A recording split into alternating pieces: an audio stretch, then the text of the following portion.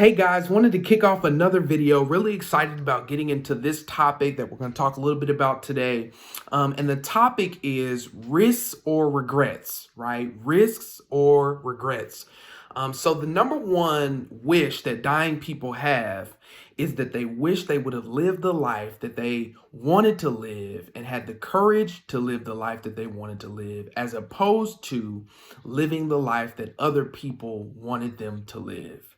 And I think this is all too common for people because we spend so much time being worried about what other people will think about us, being worried about how we will be judged if we really step out there and do the things that we feel we are called to do.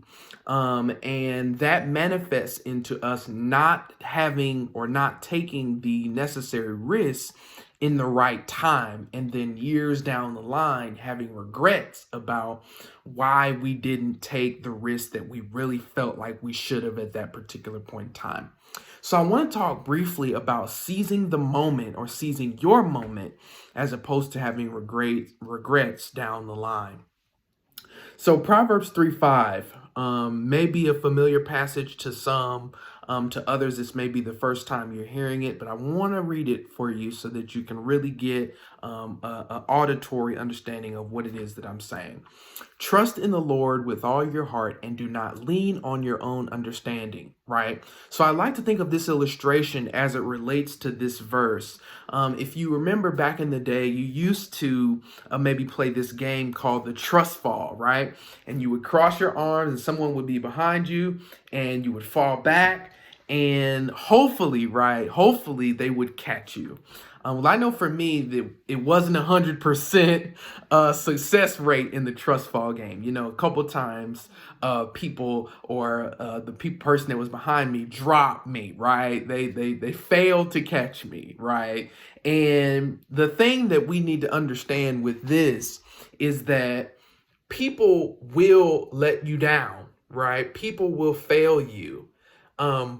But God will never fail you. God will never let you fall backwards and fall down. He will never let you trip and stumble.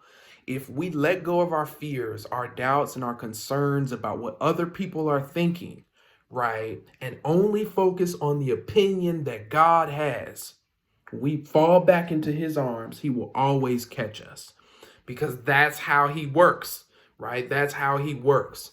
And so the principle that I need you to get is this: trusting in God gives you the permission to live on purpose, right?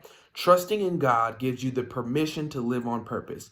In other words, when you lean on your own understanding, that provides you comfort, right?